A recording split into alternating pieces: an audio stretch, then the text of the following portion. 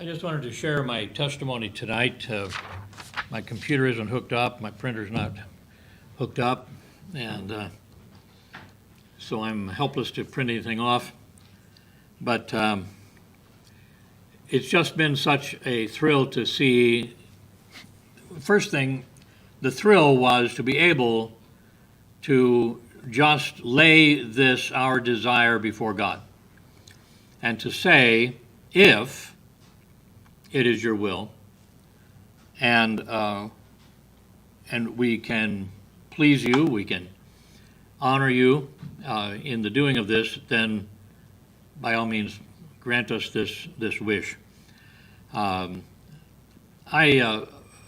trouble with my legs, just the stability and so on, I have to hold on with at least one hand to go up and down. Sometimes, as things are harder, have to work at going up the stairs. So my family was in agreement that we ought to find a place where I don't have to go up the stairs. Now the new place does have an upstairs, and I'm told it's very nice. But I haven't had to go up there, so I have not gone up there. Ethan and my grandson Jude and Olivia and Karis were running up and down there back times when I used to have energy. So they were enjoying that time. But all that to say, at every step we have said, oh, this looks really nice. First place we saw that I really thought was going to be the place, there was a large step down into the living room, and then conversely a large step up into the kitchen. Now, with my left leg, I don't really have a problem going up and down a step, but it seemed that everybody else was a little concerned that might be a problem for me. And as it turns out, they accepted our offer. We were going to go ahead with it, and then before we got very far, somebody came in with a cash offer, and they said, "Nope, you're out. We'll take the cash offer." So, and how interesting it was that so many people that were praying with us about it seemed to be offended at this. How dare they do that? We have this wonderful real estate lady who is my niece, my wife's sister's daughter, and she's really on it, and really highly recommend her. But she was a little upset. But I think, all in all, they were really upset for us. But we said, well, we're not upset.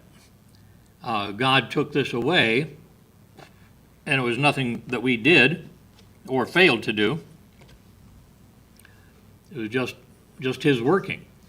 This is one of those places where in the book of Acts, Paul and the missionary team were forbidden to go into one area and were not able to go into the other. And both of these seem to indicate that the Holy Spirit was moving, but the way the wording is, in one case it was like they were not allowed to, perhaps by God, perhaps by some kingdom edict, and the other is that it was impossible for them. So, it could have been a washed out bridge or something like that.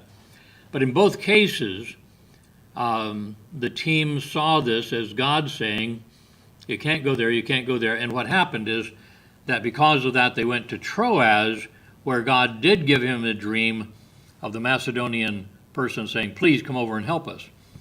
And this was almost unthinkable for the Jewish people to leave that continent and go over into Europe and speak to the Greeks.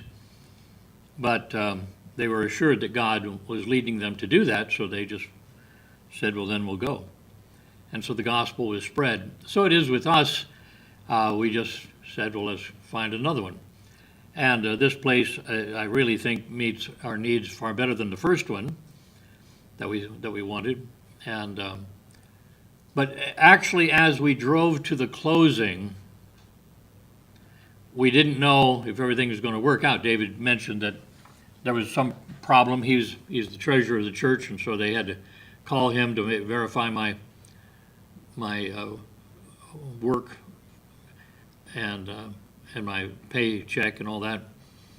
And then he just discovered Sunday morning, he said he found that one of their answers had gone to his spam box, and Seth will explain that to you later, Pat. But so then he answered it quickly, but does that trip everything up and so on? And then as we got there, all the news came in. Everything has checked out. Everything's fine. All of this work is done. So we just had to be thrilled. It is almost as though not knowing until the last minute allowed us to do what one great old lady said, I just hold everything that I have in an open hand. I don't grasp it tightly, because if God takes it from me, that would hurt. That is painful.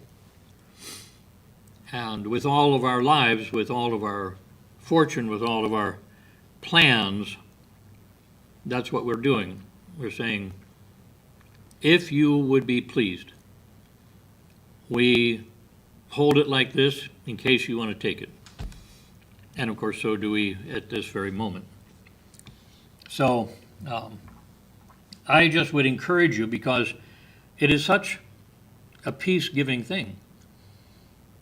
This isn't us storming the castle. This isn't us doing all these things to make something happen. This is us making a request be made known unto God and asking him to work it out. And if he does, fine. If he doesn't, great, because that is also a leading, a direction. And God holds us accountable for what we have, for what he's given us, not for what he hasn't given us.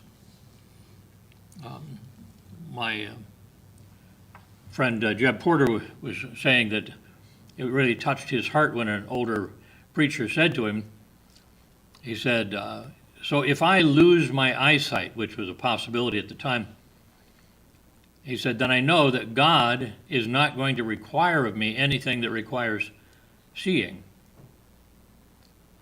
This thing will be of God, and therefore he's not going to ask of me something I can't do.